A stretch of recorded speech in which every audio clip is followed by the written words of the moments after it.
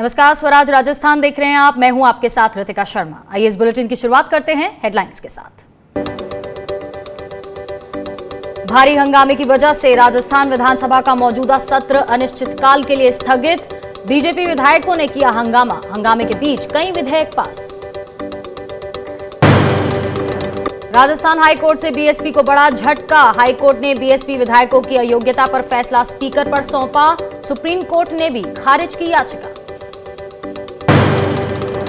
वहीं वसुंधरा राजे सिंधिया के विरोधी घनश्याम तिवाड़ी की हो सकती है घर वापसी। तिवाड़ी को कांग्रेस से वापस बीजेपी में लाने की तैयारी। वसुंधरा राजे से अनबन की वजह से तिवाड़ी ने छोड़ी थी बीजेपी। गणेश गोगरा बने राजस्थान में यूथ कांग्रेस के प्रदेश अध्यक्ष। सीएम गहलोत की मौजूदगी में ग्रहण किया पदभार। वहीं सीएम गहलोत बोले, देश में खतरे में लोकतंत्र, कांग्रेस लड़ रही है लोकतंत्र को बचाने की लड़ाई। और अलवर के कैमाला गांव में बड़ा हादसा। निर्माणाधीन मकान का लेंटर ढहने से 4 लोगों की मौत, मृतक में 3 बच्चे शामिल।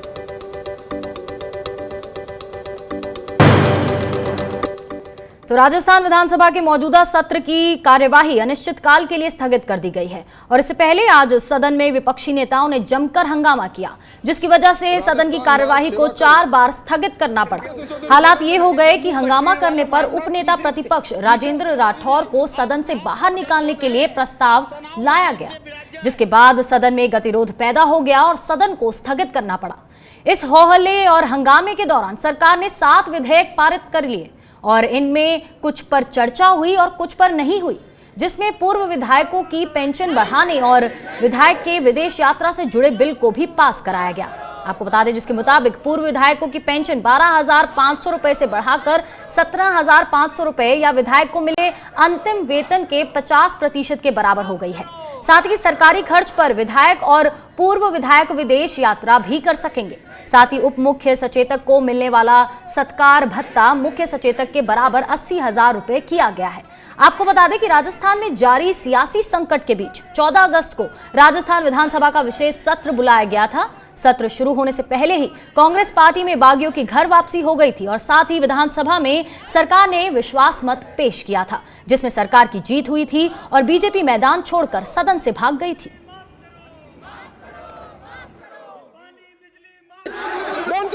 माननीय प्रस्ताव रखिए, निकालने का प्रस्ताव रखिए, राजस्थान निकालने का प्रस्ताव रखिए, राजस्थान निकालने का प्रस्ताव रखिए, राजस्थान नाम लिखिए, राजेंद्र राठौड़ का नाम लिखिए। मैं प्रस्ताव करता हूं कि श्री राजेंद्र राठौड़ जी को इस सत्र के आखिर तक के लिए बाहर निकाल दिया जाए। वहीं राजस्थान बीजेपी के प्रदेश अध्यक्ष सतीश पुनिया ने विधानसभा में हुए हंगामे को लेकर राजस्थान सरकार पर हमला बोला है। उन्होंने कहा कि सरकार ने कोरोना पर चर्चा करने के बहाने विधानसभा सत्र बुलाया था, लेकिन उनका असली मकसद तो बहुमत साबित करके भाग जाना था। और इसके साथ ही सतीश पुनिया ने राजस्थान विधानसभा से उपनेता प्रतिपक्ष राजेंद्र राठौर को सदन से बाहर निकालने के प्रस्ताव की भी निंदा की। अपना बहुमत सिद्ध करके सदन से भागने की जल्दी थी। बहाना तो कोरोना की चर्चा का था, लेकिन आधी अधूरी चर्चा हुई। आज कोरोना की स्थिति यह है कि संक्रमण दिन प्रतिदिन बढ़ रहा है और सरकार सिर्फ आंकड़ों में है। विधानसभा में ऐसे दृश्य बहुत कम होते हैं, लेकिन मुझे लगता है कि सरकार जो है वो पूरे तरीके से पूर्वाग्रह से भी ग्रसित है, सवालों के जवाब भी नहीं है और इस तरीके का आचरण सदन में करके मुझे लगता है कि वो गलत परंपराओं को डाल रही है। चलिए विधानसभा की कार्यवाही पर ज्यादा जानकारी ले लेते हैं। हमारे साथ हमारे संवाददाता रामस्वरूप जुड़ चुके हैं। तो रामस्वरूप, राजस्थान विधानसभा के मौजूदा सत्र की कार्यवाही को अनिश्चितकाल के लिए स्थगित कर दिया गया, लेकिन आज बहुत कुछ यहां देखने को मिला, हंगामा देखने को मिला, तकरार देखने को मिली और इसी बीच कई विधेयक भी पास हुए। तो आज कुल मिलाकर काफी दिलचस्प रही आज की कार्यवाही। बिल्कुल, करीब 13 विधेयक जो है आज पास किए गए, लेकिन ये बात सही है जिस तरह की विपक्ष ने कहा था कि अधिकतर जो विधेयक है वो बिना चर्चा के ही पास हो गए, क्योंकि हमने देखा कि जब राजेंद्र राठौड़ का इश्यू आया था, जब उनको बाहर निकालने का प्रस्ताव जब लाया गया था, तब बहुत ज्यादा हंगामा हुआ था और उसके बाद में विधानसभा को इसीगत कुछ देर के लिए करना पड़ा था। और साफ तौर पे विधानसभा अध्यक्ष का कहना था कि जब विधानसभा अध्यक्ष ने आदेश दे दिया गया है, प्रस्ताव पास हो गया है, तो उनको कुछ देर के लिए बाहर जाना पड़ेगा और उसके बाद दोबारा से प्रस्ताव लाएंगे तब वो अंदर आ सकते हैं, लेकिन ऐसा नहीं हुआ। अध्यक्ष के कहने के बावजूद भी करीब आधे पौन घंटे तक विधानसभा के अंदर ही सभी विपक्ष के जो विधायक है उन्होंने धरना दिया। राजेंद्र राठौड़ उसमें मौजूद रहे और उसके बाद जब सदन शुरू हुआ था तब भाजपा के सभी विधायकों ने जो है वहां से बहिर्गमन कर दिया। जब सभी विधायक बाहर चले गए तो जाहिर तौर पर राजेंद्र राठौड़ भी बाहर चले गए थे। उस दौरान बाद में जो है दोबारा से जो प्रस्ताव लाया गया था साथी धर्मपाल के द्वारा, उस प्रस्ताव को वापस लिया गया और राजेंद्र राठौड़ को अंदर आने की अनुमति मिली। और जिस तरह से जो विधायक जो पेश हुए हैं उन पर हम कह सकते हैं कि विपक्ष के जो सदस्य हैं उनके द्वारा चर्चा में हिस्सा जो है आज लगभग नहीं लिया गया। करीब 13 विधायक जो है आज सदन के पटल पर रखे गए थे, जिनमें कह सकते हैं कि कुछ गिने चुने विधायकों ने ही अपनी बात रखी। उसके बाद में जो विधेयक हैं वो पारित कर दिए गए। और अब जिस तरह हमने देखा कि मात्र 3 दिन ये सत्र चला था, 14 तारीख को, 21 को और आज 24 को। और इसके बाद बात ये थी कि कोरोना पर चर्चा करनी है और कोरोना पर चर्चा जरूर हुई थी, लेकिन भाजपा का आरोप है कि जो चर्चा हुई थी वो आधी अधूरी चर्चा थी, पूरी चर्चा नहीं हुई थी। जिस तरह से प्रदेश में बिजली बिलों को माफ करने को लेकर के अभियान चल रहा है और लगातार सरकार जो है राहत की बात जरूर कहती है, लेकिन माफ करने की जो बात है लोगों की, इस तरह में विपक्ष ने भी साफ तौर पर कहा था कि बिलों को माफ किया जाना चाहिए, उस चर्चा करने की मांग की गई थी, लेकिन विधानसभा अध्यक्ष के द्वारा इस पर चर्चा की अनुमति नहीं मिली थी। तो ऐसे कह सकते हैं कि अब जो है बहुत छोटा ये सत्र रहा, मात्र 3 दिन का, और सत्र जो है पूरा हो गया। जी, शुक्रिया रामस्वरूप तमाम जानकारी हम तक पहुंचाने के लिए। तो राजस्थान विधानसभा के मौजूदा सत्र की जो कार्यवाही है वो अनिश्चितकाल के लिए स्थगित कर दी गई है। बढ़ते हैं आगे। राजस्थान में बीएसपी विधायकों के कांग्रेस में विलय के मामले में बीजेपी विधायक मदन दिलावर और बीएसपी को झटके पर झटके लग रहे हैं। एक ओर राजस्थान हाई कोर्ट ने अपना फैसला जहां स्पीकर पर छोड़ दिया है, तो वहीं सुप्रीम कोर्ट ने बीजेपी विधायक मदन दिलावर और बीएसपी की याचिका को खारिज कर दिया है। दरअसल बीजेपी विधायक मदन दिलावर और बीएसपी ने बीएसपी के सभी 6 विधायकों के कांग्रेस में विलय को असंवैधानिक बताते हुए राजस्थान हाई कोर्ट और सुप्रीम कोर्ट में याचिका दाखिल की थी। हाई कोर्ट ने इस पर फैसला सुना दिया, जिसके बाद सुप्रीम कोर्ट ने भी याचिका को खारिज कर दिया। वहीं राजस्थान में बीएसपी विधायकों के कांग्रेस में विलय के मामले में सुप्रीम कोर्ट ने बीजेपी विधायक मदन दिलावर और बीएसपी की याचिका को खारिज कर दिया है। दरअसल राजस्थान विधानसभा अध्यक्ष के वकील कपिल सिब्बल ने सुप्रीम कोर्ट को बताया कि हाई कोर्ट ने अपना फैसला सुना दिया है। वहीं कपिल सिब्बल ने बताया कि राजस्थान हाई कोर्ट ने मामले का निपटारा कर दिया है और विधानसभा अध्यक्ष को निर्धारित समय में बीएसपी विधायक के खिलाफ दायर अयोग्यता पर फैसला लेने के लिए समय दिया है, जिस पर जस्टिस अरुण मिश्रा ने कहा कि याचिका निष्क्रिय हो गई है और याचिका को खारिज कर दिया। यहां सुनवाई के दौरान बीएसपी की ओर से वकील सतीश चंद्र मिश्रा ने कहा था कि स्पीकर का फैसला असंवैधानिक है। अगर विलय को अनुमति दी गई तो जनतांत्रिक प्रक्रियाएं खत्म हो जाएंगी। वहीं आपको बता दें कि राजस्थान में बीएसपी विधायकों के कांग्रेस में शामिल होने के मामले में हाई कोर्ट ने बीजेपी विधायक मदन दिलावर की याचिका का निस्तारण कर दिया है। साथ ही हाई कोर्ट ने बीएसपी की याचिका का भी निस्तारण कर दिया है। इस मामले में हाई कोर्ट ने स्पीकर को मामला तय करने का निर्देश दिया है। हाई कोर्ट के जस्टिस महेंद्र गोयल के एकल पीठ ने इस मामले में फैसला सुनाया।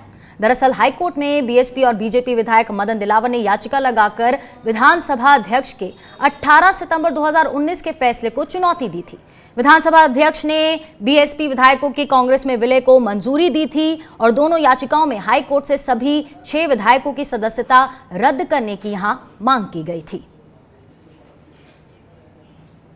2019 का जो फैसला था उसमें माननीय स्पीकर महोदय ने ये बोला था कि राजस्थान में समस्त बसपा पार्टी का विलय कर लिया गया है, जबकि बसपा एक राष्ट्रीय लेवल की पार्टी है, उसका विलय लीगली संभव नहीं है। विधानमंडल का एक अलग मैटर हो सकता है, लेकिन उसके भी एक प्रोसीजर ये है कि उनको स्टेट लेवल का एक दल बनाना चाहिए था और उसके बाद उसको नेशनल लेवल पे उसको किसी भी पार्टी में मर्ज कर सकते थे।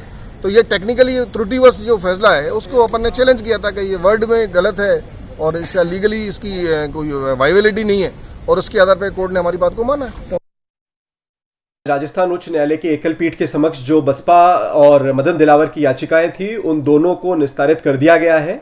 मदन दिलावर वाली याचिका के अंदर कोर्ट के द्वारा ये डायरेक्शन दिए गए हैं कि जो मदन दिलावर ने याचिका स्पीकर महोदय के समक्ष लगाई थी उसी को स्पीकर जो है केशव मैगाचंद्र, जो मणिपुर असेंबली वाला जजमेंट है उसके तहत 3 माह के अंदर अंदर डिसाइड करे।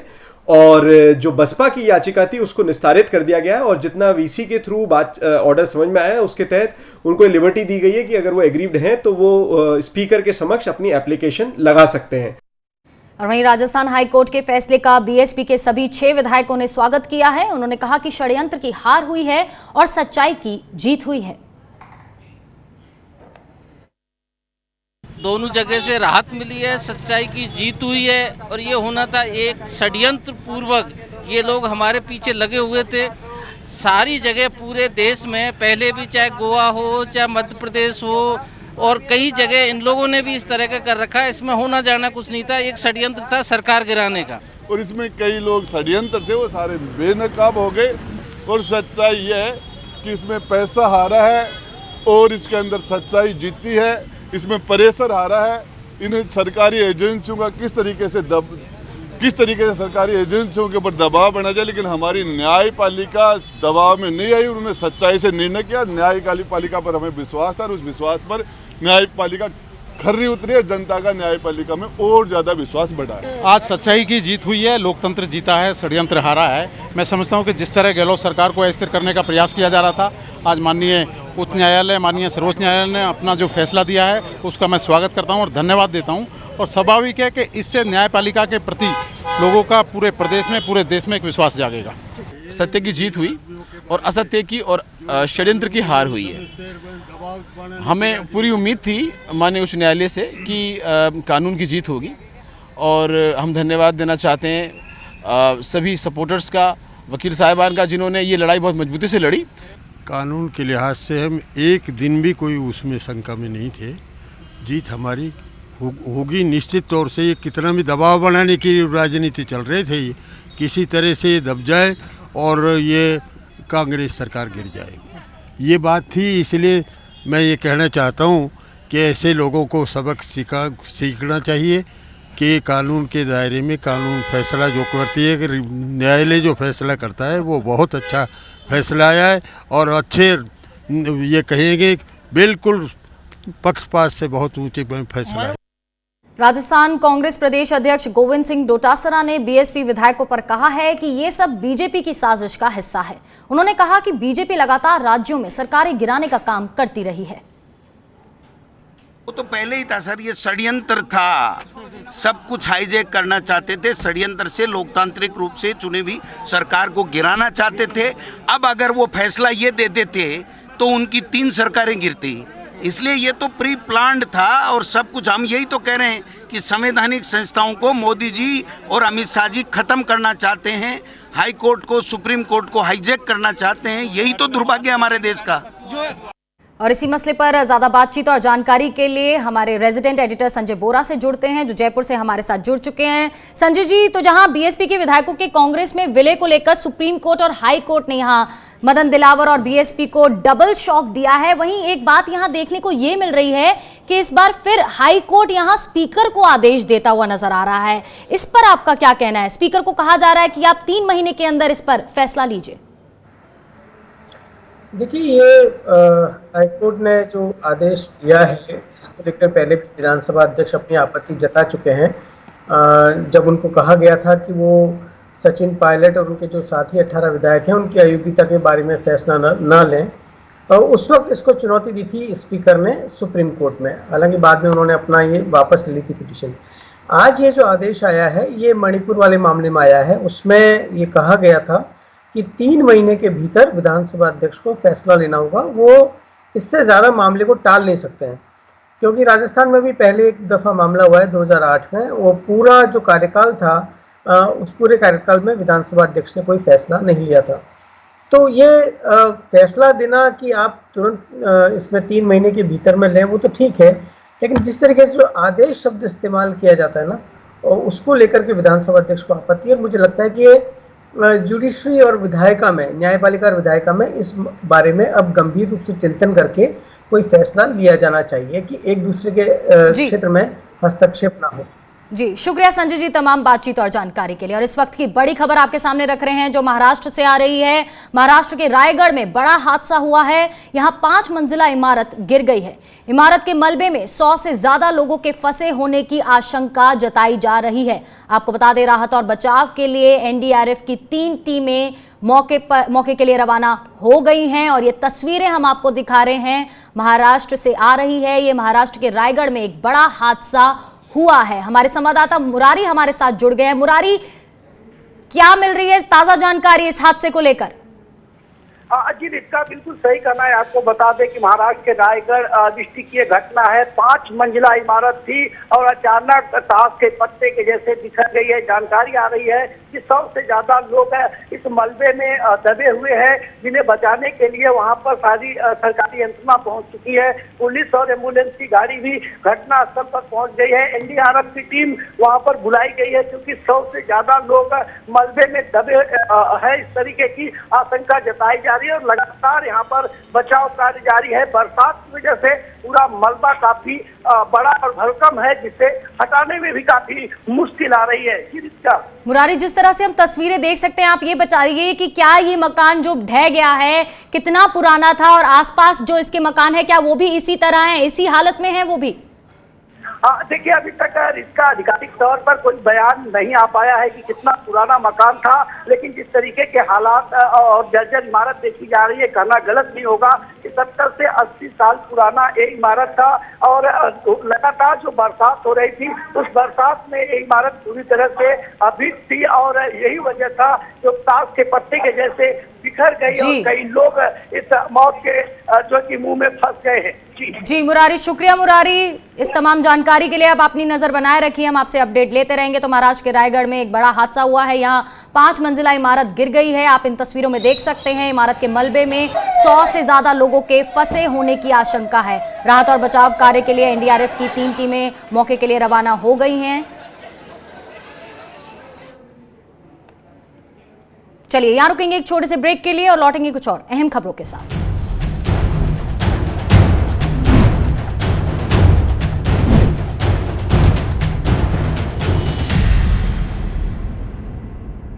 LPU's infrastructure is one of the largest in the country, from huge academic blocks to industry-sponsored labs, dedicated research blocks to a 6-storied library, India's largest auditorium. Everything is right in the campus. Think big, lovely professional university.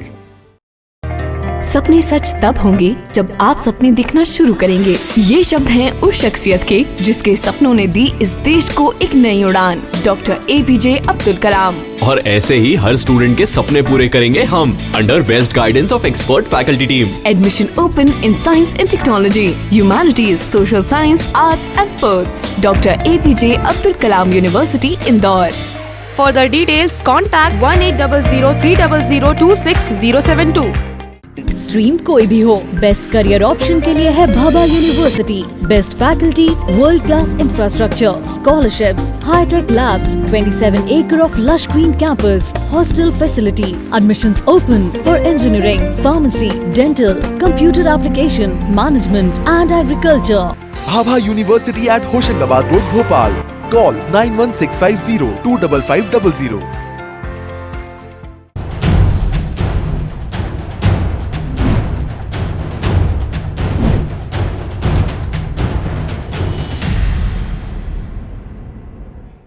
स्वागत है आपका break के बाद। और Rajasthan youth Congress के नए प्रदेश अध्यक्ष गणेश घोघरा ने अपना पदभार ग्रहण कर लिया है। जयपुर में यूथ कांग्रेस के कार्यालय में आयोजित कार्यक्रम के दौरान डूंगरपुर विधायक गणेश घोघरा ने यूथ कांग्रेस के प्रदेश अध्यक्ष की जिम्मेदारी संभाली। इस दौरान मुख्यमंत्री अशोक गहलोत, प्रदेश कांग्रेस अध्यक्ष गोविंद सिंह डोटासरा और यूथ कांग्रेस के पूर्व अध्यक्ष और खेल मंत्री अशोक चांदना समेत कई वरिष्ठ नेता मौजूद रहे। इस दौरान मुख्यमंत्री अशोक गहलोत ने अपने संबोधन में कहा कि गणेश घोघरा की नियुक्ति सोनिया गांधी और राहुल गांधी ने सोच समझकर की है। हमें विश्वास है कि ये सबको साथ लेकर चलेंगे। मैं प्रदेश कांग्रेस अध्यक्ष बन के आया था जब मैं 34 साल का था। इसी ऑफिस में आया था, यहीं पर आया था, यहाँ बैठे हैं। आप सोच सकते हो कि यूथ कांग्रेस की शुरुआत गणेश घोघरा जी से नए अध्यक्ष बने हैं। सोनिया गांधी जी ने, राहुल गांधी जी ने सोच समझ के इनको जिम्मेदारी दी है। ये सबको साथ लेके चलेंगे। पुराने नए जो भी यूथ कांग्रेस साथी हैं और जो सीनियर लोग हैं जो यूथ कांग्रेस अध्यक्ष रह चुके हैं, उनके अनुभव का नाम लेंगे। एक एक सीढ़ी चढ़कर पार्टी के काम करते करते आज आला कमान ने उनको प्रदेश अध्यक्ष बनने की जिम्मेदारी दी, युवाओं की जिम्मेदारी दी। मैं आला कमान का बहुत बहुत धन्यवाद करना चाहता हूं और साथ ही बधाई देना चाहता हूं। बधाई के साथ गणेश जी, मैंने आपका संघर्ष देखा है, जब मैं पिछले 7 साल अध्यक्ष था और मैं डूंगरपुर जाता था तो भाई गणेश जी के नेतृत्व में पूरे जिले में जो आंदोलन हुए, मुझे लगता है कि आज उसी की देन है। देश की महान नेता सोनिया गांधी जी का, राहुल जी का, प्रियंका जी का, अजय माकन जी, अविनाश पांडे जी, हमारे जननायक राजस्थान के गांधी माननीय मुख्यमंत्री अशोक गहलोत जी का, श्रीनिवास जी का, कृष्णा जी का और मेरे गुरु आपके सामने बैठे अशोक चांदना जी का बहुत बहुत धन्यवाद। बढ़ते हैं आगे। कांग्रेस वर्किंग कमेटी की बैठक में मुख्यमंत्री अशोक गहलोत भी शरीक हुए और इस मौके पर उन्होंने पार्टी को कई सुझाव भी दिए। सीडब्ल्यूसी की 7 घंटे तक मैराथन बैठक हुई जिसमें पार्टी के 48 नेताओं ने अपने विचार रखे। मुख्यमंत्री गहलोत ने भी करीब 15 मिनट तक अपनी बात रखी और इस दौरान गहलोत ने कहा कि जब तक अधिवेशन हो तब तक सोनिया गांधी को अध्यक्ष बना रहना चाहिए। साथ ही कहा कि उसके बाद राहुल गांधी का पार्टी की कमान संभालनी चाहिए। सीडब्ल्यूसी की बैठक में कांग्रेस के अधिवेशन बुलाने का प्रस्ताव हुआ पारित और वहीं अधिवेशन के जरिए ही नए अध्यक्ष का चुनाव होगा। तब तक सोनिया गांधी पार्टी की अंतरिम अध्यक्ष बनी रहेंगी और कांग्रेस वर्किंग कमेटी की बैठक में अधिकतर नेताओं ने राहुल के अध्यक्ष बनने तक सोनिया गांधी से पद संभालने की अपील की। और वहीं दादरा नगर हवेली प्रदेश कांग्रेस कमेटी के अध्यक्ष महेश शर्मा झुंझुनू पहुंचे और इस दौरान उन्होंने एक बड़ा बयान दिया। उन्होंने कहा कि सभी संघ प्रदेशों के कांग्रेस प्रदेश अध्यक्षों ने सीडब्ल्यूसी को अपने अपने प्रस्ताव बनाकर भेज दिए हैं जिसमें उन्होंने राहुल गांधी को पार्टी का अध्यक्ष बनाने की मांग की है। उन्होंने बताया कि देश में फिलहाल जो माहौल है उसकी लड़ाई राहुल गांधी के नेतृत्व में ही लड़ी जा सकती है। उन्होंने कहा कि यदि फिर भी सीडब्ल्यूसी चाहे तो वे गांधी परिवार से अलग एक कार्यकारी राष्ट्रीय अध्यक्ष बना सकती है जिससे पार्टी पर जो परिवारवाद का ठप्पा है वो भी हटेगा और एक संदेश पूरे देश में जा सकेगा। राहुल गांधी को वर्तमान स्थिति में कांग्रेस को अगर जिंदा रखना है, कांग्रेस को एकजुट रखना है, उनको राष्ट्रीय अध्यक्ष बनाया जाए और पार्टी गांधी परिवार से अलग कोई व्यक्ति को अगर चुना जाता है तो उसे कार्यकारी अध्यक्ष का कोई जिम्मा दिया जाता है तो उससे कांग्रेस का एक देश भर में मैसेज जाएगा कि कांग्रेस अच्छे निर्णय के साथ आगे बढ़ रही है। वहीं आपको बता दें कि वसुंधरा राजे का विरोध करते हुए 2018 के विधानसभा चुनाव में बीजेपी छोड़ने वाले वरिष्ठ नेता घनश्याम तिवाड़ी की पार्टी में वापसी की कवायद तेज हो गई है। जानकारी के मुताबिक जल्द ही घनश्याम तिवाड़ी की बीजेपी में वापसी हो जाएगी। आपको बता दें कि वसुंधरा राजे से नाराज होकर घनश्याम तिवाड़ी ने बीजेपी का साथ छोड़ दिया था जिसके बाद उन्होंने अपनी नई पार्टी भारत वाहिनी पार्टी बना ली थी और 2018 विधानसभा चुनाव लड़ा लेकिन जीत हासिल नहीं कर सके जिसके बाद उन्होंने कांग्रेस का दामन थाम लिया था। ज्यादा जानकारी के लिए हमारे संवाददाता रामस्वरूप से जुड़ते हैं। तो रामस्वरूप, वरिष्ठ नेता घनश्याम तिवाड़ी की बीजेपी में वापसी हो सकती है तो क्या माना जाए कि वसुंधरा राजे के साथ जो उनकी नाराजगी थी वो अब खत्म हो गई है? देखिए, खत्म तो नहीं कहेंगे। जब पूर्व सरकार थी तब खासतौर से घनश्याम तिवाड़ी ने खुल करके बगावत की थी वसुंधरा राजे के खिलाफ और अभी हमने देखा कि जिस तरह से जो नई कार्यकारिणी बनी है भाजपा की उसमें भी वसुंधरा राजे के जो खेमे के जो नेता है उनको तवज्जो बहुत कम मिली थी। यानी कि भाजपा में जो वसुंधरा विरोधी खेमा है वो अब चाहता है कि घनश्याम तिवाड़ी की वापसी हो जाए। इसके लिए प्रयास पिछले कुछ इस हफ्ते में जो है हमने देखा कि काफी तेज हुए थे। ऐसे लगता है कि जल्द ही वो वापसी यहाँ पर कर सकते हैं क्योंकि थोड़े दिनों पहले भाजपा के एक वरिष्ठ नेता ने उनके घर जाकर के घनश्याम तिवाड़ी से मुलाकात की थी। हालांकि उन्होंने इस बात का खंडन जरूर किया कि मैं नहीं गया, लेकिन हमारे पास पुख्ता खबर है कि भाजपा के एक वरिष्ठ नेता उनके घर गए थे, उनसे बातचीत करके आए थे।